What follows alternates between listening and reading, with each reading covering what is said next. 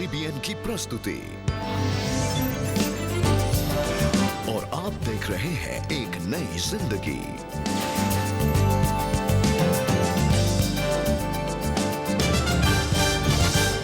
नमस्कार दोस्तों, एक नई जिंदगी में आपका स्वागत है और हम बहुत खुश हैं इस सुबह आप हमारे साथ जुड़े हैं। जी बिल्कुल दोस्तों, आपका बहुत बहुत स्वागत है। और अगस्त का महीना हमें देशभक्ति से भर देता है। और जब हम देशभक्ति की बात कर रहे हैं तो वह एक कोट दोस्तों मुझे याद आ रहा है जो अमेरिका के पूर्व राष्ट्रपति जॉन एफ कैनेडी ने कहा था, ask not what your country can do for you but ask what you can do for your country. और एक अच्छे नागरिक के रूप में हम भी अपने देश के लिए सोचें और कार्य करें। That is a wonderful thought Rebecca. आज जो जमाने में हम जीते हैं, इस जनरेशन को द एंटाइटलमेंट जनरेशन कहा जाता है। इसका मतलब है कि सड्डा हक इथे रख, सब हक के बारे में है और हक की लड़ाई है और अपने आप में वो सही है। लेकिन जब देश की बात आती है तो हम ये नहीं सोच सकते कि इसमें मेरा क्या फायदा है, मुझे क्या लाभ होगा, मुझे क्या मिलेगा अगर मैं वोट दूं, मुझे क्या मिलेगा अगर मैं कर चुका हूं, मुझे क्या मिलेगा। हमें देखना है कि हमें देश के लिए क्या करना है दोस्तों। और आज इसी पर गौर करने वाले हैं कि कैसे एक जिम्मेदार और अच्छे नागरिक होने का कर्तव्य हम योगदान देकर, अपना फर्ज निभाकर उसे पूरा कर सकते हैं। जी बिल्कुल। और दोस्तों, आज की सुबह की शुरुआत हम करने जा रहे हैं by honouring people who are protecting our nation. दोस्तों, आपको याद होगा कि हमने एक अपॉर्चुनिटी दी थी कि आप भी ऑनर कर सकते हैं आपके किसी फैमिली मेंबर को जो शायद फ्रीडम फाइटर्स हैं, गवर्नमेंट सर्वेंट्स हैं या मिलिट्री में हैं। आप उन्हें एक बहुत ही खूबसूरत गीत गिफ्ट कर सकते हैं। तो दोस्तों, हमें उड़ीसा के रूरकेला से 11 साल के एरन ने रिक्वेस्ट भेजी है कि हम उनके अंकल आशीष लुगुन के लिए यहोवा चरवाहा मेरा ये वाला सॉन्ग हम प्ले करें। और साथ ही उन्होंने एक बहुत ही प्यारा सा मैसेज भी दिया है अपने अंकल के लिए और वो कह रहे हैं, thank you for being my uncle and a good soldier for the country of India. Happy independence day. दोस्तों, आइए इस गीत का आनंद लेते हैं जो एरन ने अपने अंकल के लिए भेजा है, जो कहता है यहोवा मेरा चरवाहा है। यहोवा चरवाहा मेरा, कोई घटी मुझे नहीं है, हरी चराइयों में मुझे स्नेह से चलाता वो है। यहोवा चरवाहा मेरा, कोई घटी मुझे नहीं है, हरी चराइयों में मुझे स्नेह से चलाता वो है।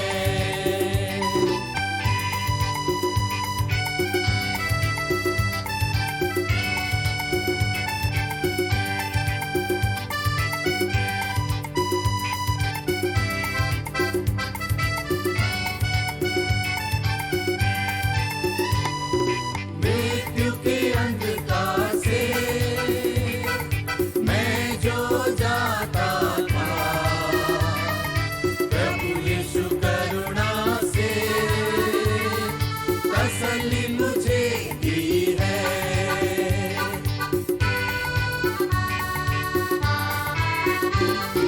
मृत्यु के अंधकार से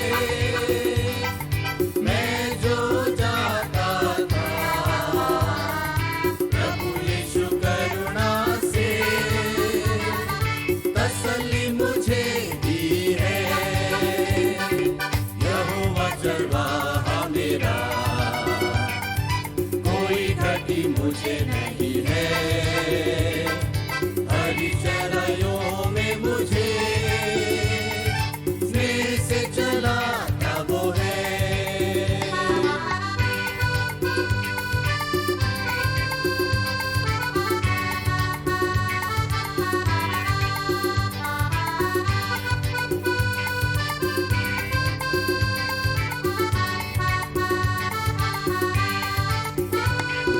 शत्रुओं के सामने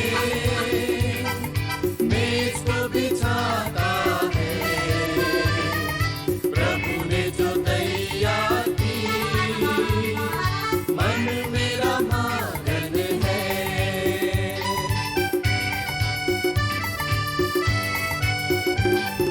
शत्रुओं के सामने मेज को बिछाता है, प्रभु ने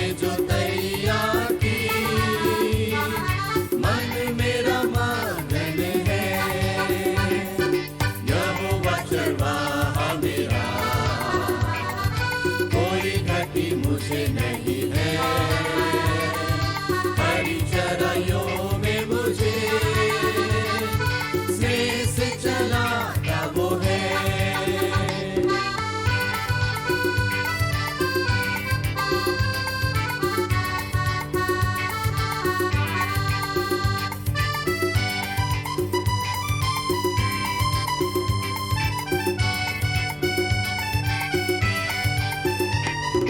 सिर पर वो तेल मला है,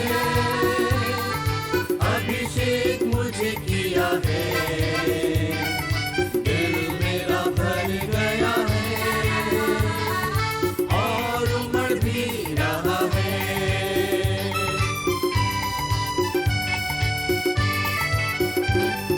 सिर पर वो तेल मला है,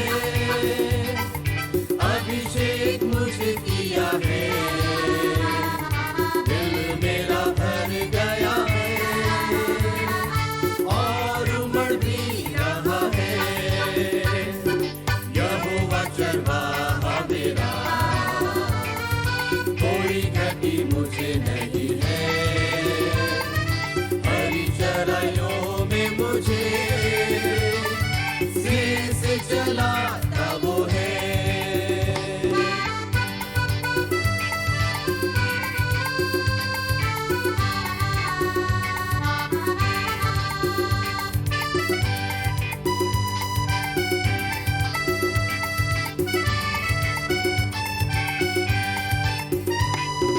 सर्वदा प्रभु घर में करूँगा निवास जो मैं, करुणा भलाई भी उसकी आनंदित मुझे करती है।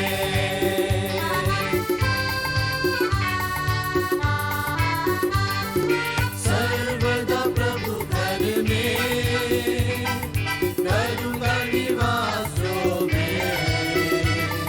करुणा भलाई भी उसकी आनंदित मुझे करती है। यहोवा चरवाहा मेरा,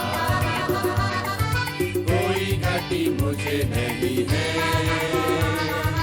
हरी चराइयों में मुझे स्नेह से चलाता वो है। यहोवा चरवाहा मेरा, कोई घटी मुझे नहीं है,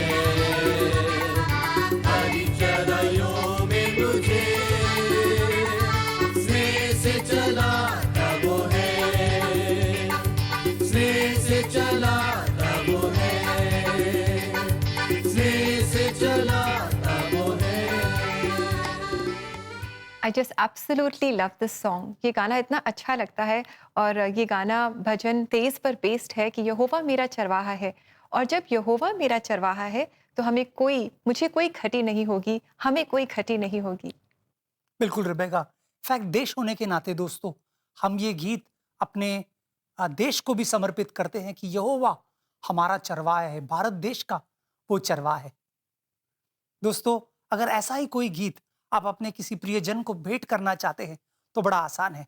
आपको लॉगिन करना है www.cbnindia.org/cbn स्पेशल ऑफर्स पर, और वहां से गीत सिलेक्ट करके आप अपने प्रियजन को भेंट कर सकते हैं। दोस्तों कल हम सब मिलकर के आज़ादी का जश्न मनाएंगे। We will be celebrating our 76th independence day. और आज हम आपको इंकरेज करना चाहते हैं कि हम सब ने अपने देश से बहुत कुछ पाया है। हम अपने देश के लिए क्या कर रहे हैं, हम अपने देश को क्या दे रहे हैं, और हम याद करते हैं कि हमारे बहुत सारे योद्धा हैं, सैनिक हैं, सोल्जर्स हैं, डिफेंस पर्सनल हैं, गवर्नमेंट सर्वेंट्स हैं, फ्रीडम फाइटर्स हैं, जिन्होंने हमारे देश के लिए बहुत कुछ किया है। आज हम इन्हें याद करते हैं और परमेश्वर को धन्यवाद करते हैं इन सब के लिए। और दोस्तों आगे बढ़ते हुए आज हम आपको मिलाने जा रहे हैं मेजर जनरल सुरेंद्र पावमनी से। ये रिटायर्ड हैं और ये अति विशिष्ट सेवा मेडल से भी नवाजे गए हैं अपनी वीरता के कामों के लिए। आइए जानते हैं कि इन्होंने कैसे देश की सेवा प्रार्थना और वचनों के बल पर की। पता है हमारा ईश्वर रहस्यमय तरीकों से काम करता है। मैं जनरल पावमनी हूँ और मुझे ये बताते समय गर्व महसूस होता है कि मेरे इस ईश्वर का काम किस तरह से होता है।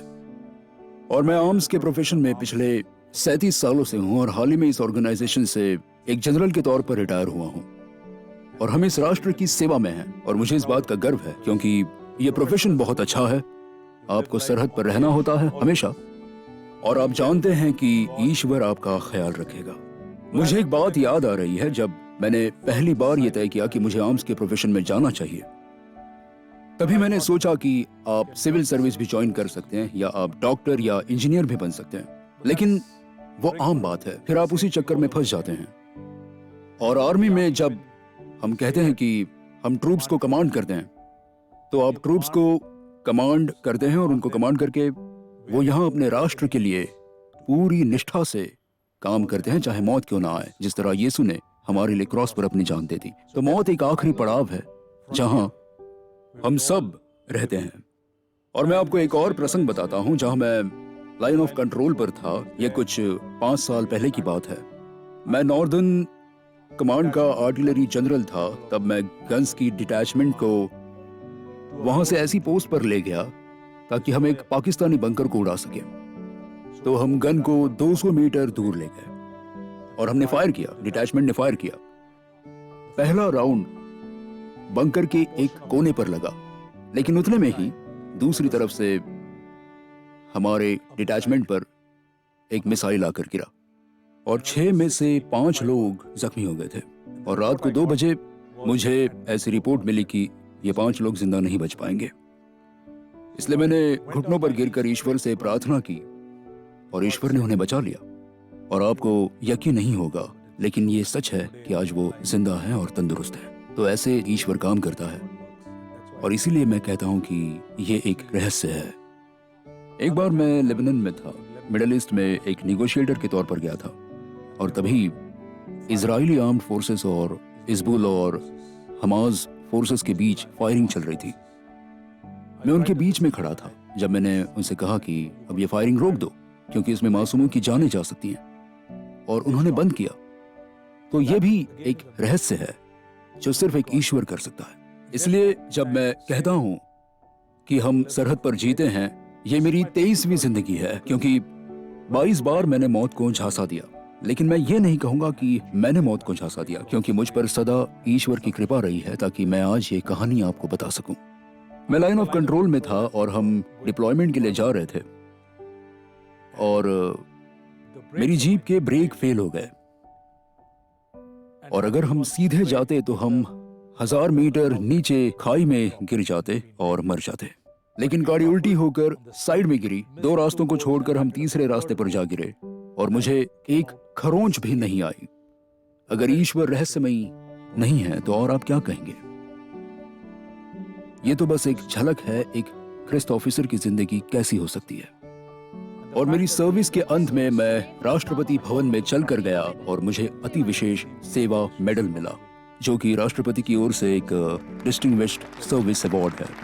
ये प्रधानमंत्री की मौजूदगी में और पूरे कैबिनेट के सामने मिलता है। और मेरी पत्नी और 2 बेटे मेरे लिए उस वक्त तालियां बजा रहे थे। उस वक्त मुझे मेरा ईश्वर, मेरा करता धरता याद आया, जिसने रहस्यमय तरीके से अपना काम किया। शुक्रिया। वाह, क्या खूबसूरत गवाही है परमेश्वर के अनुग्रह के बारे में, परमेश्वर की सुरक्षितता के बारे में। और मेजर साहब, हम आपको तहे दिल से शुक्रगुजार है आपकी सेवा के लिए और जिस तरह से आपने अपने जीवन को जोखिम में डाला ताकि आप देश की रक्षा करें। हम सब एक नई जिंदगी, परिवार आपके आभारी है। Sir, we are so grateful to you for your story and thank you for sharing it and for being a part of एक नई जिंदगी. We're all honored to have you here. And तो हमने जाना कि कैसे you met death so many times. कितनी बार आपका सामना इतनी नज़दीकी से मौत के साथ हुआ, लेकिन परमेश्वर ने आपको बचाया. God has a purpose for you, for your precious life. और we are so grateful to you कि आपने अपनी जो ड्यूटी है इसे वीरता के साथ, कौशल के साथ, पूरी सिंसियरिटी के साथ आपने निभाया। दोस्तों, आज हम बहुत ही इम्पोर्टेंट टॉपिक पर बात कर कि एक अच्छा और जिम्मेदार नागरिक होने का कर्तव्य ये भी है कि हम देश के लिए क्या कर सकते हैं, ना कि ये पूछे कि देश मेरे लिए क्या कर रहा है। और एक ऐसे ही देशभक्त की कहानी शास्त्र में हम पढ़ते हैं और उस व्यक्ति का नाम है नेहमाया। नेहमाया था तो यरूशलेम से, था एक यहूदी, लेकिन उसका वो उस समय जो था वो एक राजा के अधीन था और ये राजा जो था वो एक सल्तनत का बादशाह था जिसका नाम था अरताजर्जीज पहला, और वो बहुत प्रसिद्ध था, बहुत शूरवीर था। और नेहमाया जो थे उनके पास नौकरी करते थे और उनका काम भी बड़ा दिलचस्प था। तो जब राजा जो है जिसे कुछ पेश किया गया है पीने के लिए, फर्ज कीजिए कि वो दाखरस पीने वाला है, अब हो सकता है इतना प्रसिद्ध आदमी है तो कोई उसको जहर डाल के मारने की कोशिश करे, तो नेहमाया का काम था कि राजा के सामने जो भी रखा जाए उसे पहले वो चखे, ये देखने के लिए कि कहीं इसमें जहर तो नहीं है। तो बड़ा जोखिम भरा काम था। लेकिन क्या आप जानते हैं कि नेहमाया जब भी ये काम करता बड़ी मुस्कुराहट के साथ करता, उसके चेहरे पर खुशी होती, रौनक होती, शायद कहीं ना कहीं परमेश्वर का एक तेज उसके चेहरे पर दिखाई देता। लेकिन एक बार का किस्सा है कि कुछ लोग यरूशलेम से नेहमाया के पास आते हैं और उससे कहते हैं कि देखिए यरूशलेम की हालत बहुत खराब है, उसके दीवार जल चुके हैं और सब पूरा शहर जो है वो तबाह हो गया है। यह सुनकर नेहमाया का दिल टूट जाता है और वो उसी टूटे दिल के साथ, गिरे हुए चेहरे के साथ राजा के सामने जाता है। अब देखिए आगे क्या होता है। नेहमाया का 2 अध्याय 2 और 3 वचन मैं आपके लिए पढ़ना चाहता हूँ। Nehemiah chapter 2 verse 2 and 3। सम्राट ने मुझसे पूछा, तुम्हारा चेहरा उदास क्यों है? क्या बीमार हो? निस्संदेह यह मानसिक पीड़ा ही है। मैं यह सुनकर बहुत डर गया। मैंने सम्राट से कहा, महाराज सदा सर्वदा जीवित रहे। महाराज क्षमा करे, मैं उदास क्यों ना होऊंगा जबकि मेरे पूर्वज की कब्रों का नगर उजाड़ पड़ा है, उसके प्रवेश द्वार आग से जले हुए पड़े। दोस्तों, नेहमाया ने राजा के सामने अपने उदासी का कारण बताया। चाहता तो नेहमाया सोच सकता था मुझे क्या लेना देना है, मैं तो अच्छे स्थान में हूं, मेरी तो अच्छी नौकरी है, मेरी तो राजा से भी बनती है, उस राजा से जो इतना ताकतवर है, जो सल्तनत का सुल्तान है, मुझे क्या पड़ा है। लेकिन नेहमाया ऐसा नहीं था दोस्तों, उसे अपने देश की फिक्र थी। वो जानता था कि परमेश्वर ने उसे उस देश का वासी बनाया है। कहीं ना कहीं हम भी नेहमाया की तरह हो, हमें भी भारत में जब कुछ गलत होता है या कुछ पीड़ा होती है, तकलीफ होता है, तो हम ये सोचे कि हम देश के लिए क्या कर सकते हैं, कैसे योगदान कर सकते हैं, कैसे उन्हें उठा सकते हैं जो शायद हमसे कम नसीबवान है, बदनसीब है, मुश्किल में है, तकलीफ में है। क्या हम किसी के काम आ सकते हैं? दोस्तों, यही सवाल हमें करना है अपने आप से कि प्रभु तू क्या चाहता है, मैं कैसे भारत के उन्नति और प्रगति के लिए अपना योगदान दूं। जी बिल्कुल दोस्तों, जैसे नेहमाया ने अपने देश की फिक्र की, वैसे हमें भी अपनी देश की फिक्र करनी है। और अगर आपके पास कोई प्रार्थना निवेदन है जिनके लिए आप प्रार्थना चाहते हैं दोस्तों, तो आप CBN प्रेयर लाइन में अपने निवेदन हमारे साथ जरूर शेयर करें। हमारा नंबर है 9910400110। हमें बहुत खुशी होगी आपके साथ मिलकर आपके प्रेयर रिक्वेस्ट के लिए प्रार्थना करने में। दोस्तों, ऐसा बिल्कुल कीजिएगा, हमें आपके कॉल्स का इंतजार रहेगा। अब समय छोटे से ब्रेक का, लेकिन ब्रेक से जब लौट कर आएंगे तो हम आपको मिलाएंगे एक और सेना के जाबाज से। तो कहीं जाइएगा नहीं, हमारे साथ बने रहिए।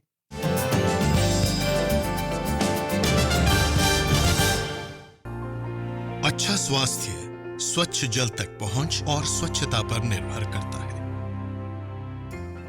ये स्वास्थ्य और जीवन के लिए महत्वपूर्ण है, फिर भी इन दोनों चीजों तक अरबों लोगों की पहुंच नहीं है। कई महिलाओं, बच्चों और समुदायों के लिए सुरक्षित पानी और स्वच्छता तक पहुंच समस्याओं को अवसर में बदल सकती है। स्वच्छ पानी और स्वच्छता से जुड़े संकट के बारे में जागरूकता पैदा करने में CBN फाउंडेशन की मदद करें। Hey Superbook fans, we are in the month of August. Independence Day sale is on. Superbook merchandise पर आपको मिलेगा 25% off on every product. So hurry up, shop now on cbnindia.org.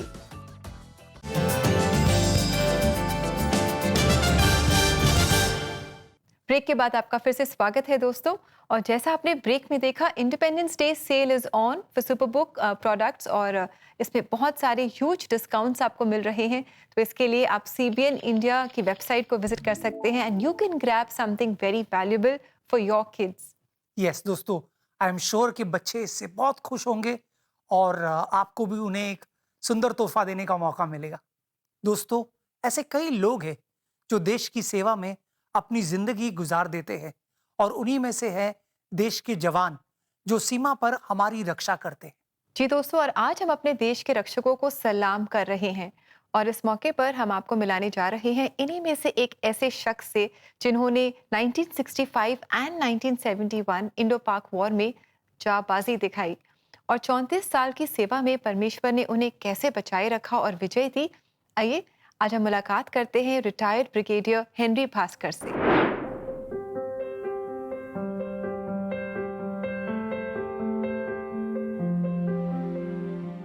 हाय, मेरा नाम ब्रिगेडियर हेनरी भास्कर है। मैं भारतीय सेना से हूँ। मैंने 34 साल तक सेना में सेवा की और अब मैं सेवानिवृत्त हो गया हूँ। मैं एक बड़ी संस्था का सीईओ हूँ। मैं विभिन्न क्षेत्रों जैसे सरकारी क्षेत्र, निजी क्षेत्र, बैंकों इत्यादि के सुरक्षा प्रबंधन को संभालता हूँ। मैं हमेशा वर्दी पहनना चाहता था। मेरी पुलिस अधिकारी बनने की एक बहुत बड़ी महत्वाकांक्षा थी। मैंने एनसीसी में काफी अच्छा प्रदर्शन किया था और मैंने एनसीसी से गणतंत्र दिवस परेड में भाग लिया था और दल का नेतृत्व किया था।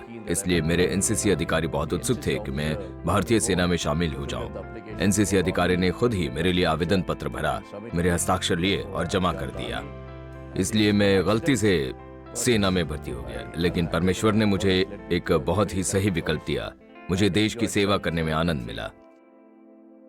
मेरी शादी 1967 में मेरी पत्नी, जो उस समय मिस क्रिस्टी डॉस थी, से हुई। मेरा एक बेटा है। मेरा बेटा भी एक आर्मी अफसर है।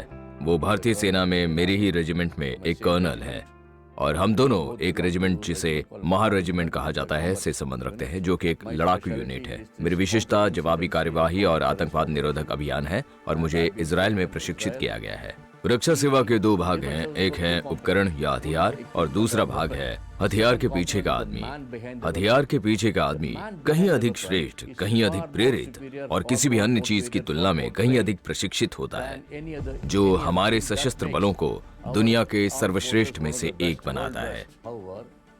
मुझे 1965 के भारत पाक युद्ध में बहुत सक्रिय रूप से भाग लेने का सौभाग्य मिला था, जब मेरी यूनिट सियालकोट सेक्टर में दुश्मन के साथ सक्रिय रूप से आमने सामने थी। सियालकोट की लड़ाई में हम आमने सामने फायरिंग कर रहे थे और दुश्मनों का एक सैन्य दल मेरे ऊपर आया और मैंने अपनी स्टेन गन निकाली और उन पे फायर किया। मैंने ये बहुत फुर्ती से किया। परमेश्वर के अनुग्रह से मैं हमेशा प्रार्थना करके जाता हूँ। मुझे 1971 के भारत पाक युद्ध में भाग लेने का भी सौभाग्य प्राप्त हुआ था, जिसमें मेरी यूनिट ने बांग्लादेश के पूर्वी सेक्टर में भाग लिया था। उनमें से एक झड़प में मुझे लगभग 10 से 15 पाकिस्तानी सैनिकों ने पकड़ लिया था। मैं अकेला था, मैं बहुत थका हुआ था और मैंने अपना हथियार भी गिरा दिया था और मैं भागा और भागा और भागा और भागा और पाकिस्तानी भी मेरे पीछे पीछे आए। युद्ध विराम के बाद उन्होंने हमारे सामने आत्मसमर्पण कर दिया। मैंने देखा कि मुझ पर 7 मशीन गन चलाई गई थी। एक खुले धान के खेत में 1500 राउंड्स प्रति मिनट की दर से उन्होंने लगभग 10 मिनट फायरिंग की होगी, लेकिन मुझे कुछ भी नहीं हुआ। एक भी गोली मुझे नहीं लगी। परमेश्वर भला है, मैं भारतीय वायुसेना और नौसेना द्वारा समर्थित भूमि मार्ग से बांग्लादेश में चटगांव पहुंचने वाला पहला अधिकारी था और मुझे चटगांव के पोर्ट ट्रस्ट अध्यक्ष के रूप में नियुक्त किया गया था। लगभग 16 प्रशस्तियां हैं और जैसा कि मैंने आपको बताया कि 2 बार मेरा नाम महावीर चक्र के लिए सिफारिश किया गया था। ये वो चीजें हैं जिन पर मैं गर्व करता हूँ। पूरा श्रेय मेरी पत्नी को जाता है। उसने इन सभी वर्षों में सभी चीजों को सहा है। हमने पिछले जून में शादी के 55 साल पूरे किए और उसने मेरे यीशु के करीब आने और मेरे धार्मिक जीवन और आत्मिकता में एक बड़ी भूमिका निभाई। मेरे पिछले जीवन को देखते हुए उसने मेरे लिए जो कुछ भी किया है, जो उसने मुझे अवसर दिए हैं, सभी हुनर, सभी सम्मान जो मैंने प्राप्त किए हैं, मुझे इसे वापस देना है। और मैं इसे वापस कैसे दे सकता हूँ? यीशु के लिए कुछ करने के द्वारा। और मैं प्रार्थना करता रहता हूँ कि यीशु मुझे रास्ता दिखाए और मुझे क्या करना चाहिए और मैं उसके राज्य के लिए कुछ भी करने को तैयार हूँ, क्योंकि मुझे इसे वापस देना है। ये एकमात्र तरीका है जिससे मैं इसे वापस दे सकता हूँ, क्योंकि वो सर्वशक्तिमान परमेश्वर है और मैं उसे अपना समय और अपनी प्रतिभा देने के अलावा कुछ नहीं दे सकता। इसे देने के लिए मैं तैयार हूँ। Thank you very much, sir. We are so honored to have you on एक नई जिंदगी and we are so blessed by all that you have shared with us. God bless you. और आपने बताया अपने एक्सपीरियंसेस के बारे में कि कैसे when the enemy was attacking you, बचना नामुमकिन था, लेकिन परमेश्वर ने आपको जीवन दिया।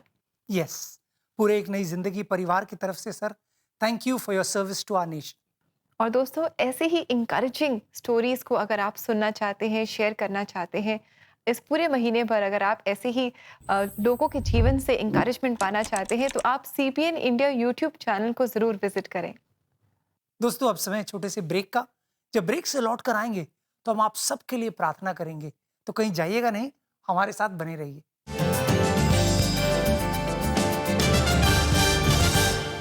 I think I really feed off the crowd's energy. जब crowds chanting your name होते India India, I really वो motivation आते, एक वो push आते कि ठीक है करना है type. I'm very pumped up when I see it.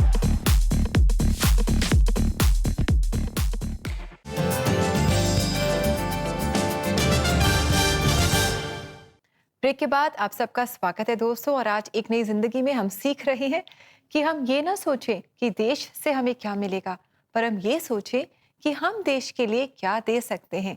और एक काम दोस्तों जो हर भारतीय अपने देश के लिए कर सकता है, वो है देश के लिए प्रार्थना करना।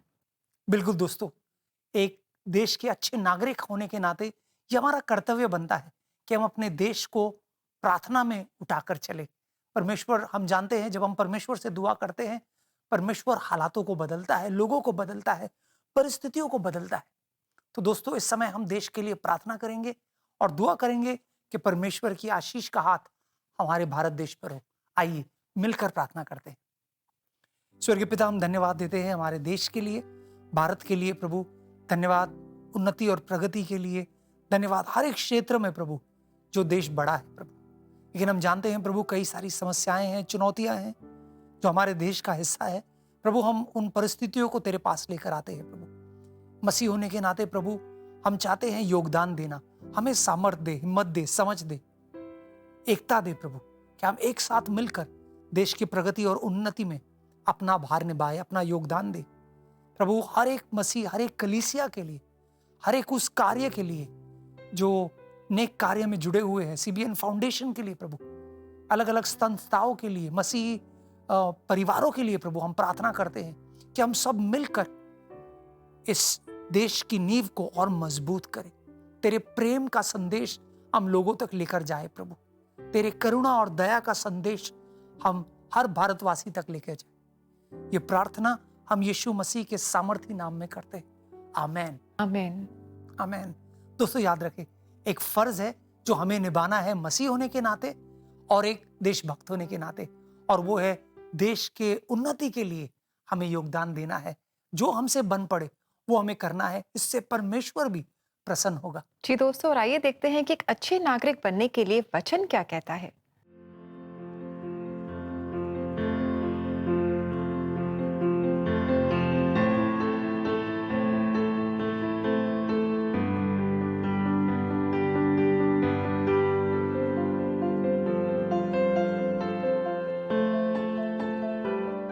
दोस्तों, ये वचन आज हमें सिखा रहा है कि हमें एक दूसरे का सम्मान करना है, एक दूसरे से हमें प्रेम करना है, और हमें परमेश्वर के भय में अपने जीवन को आगे बढ़ाना है। हमें याद रखना है कि परमेश्वर जानता है कि हम क्या कर रहे हैं, और हमारे देश की जो अथॉरिटीज़ हैं, हमें इनका आदर करना है, इनका सम्मान करना है। दोस्तों, आइए ये संकल्प करते हैं कि हम भारत के देश को बढ़ाने में अपना योगदान देंगे।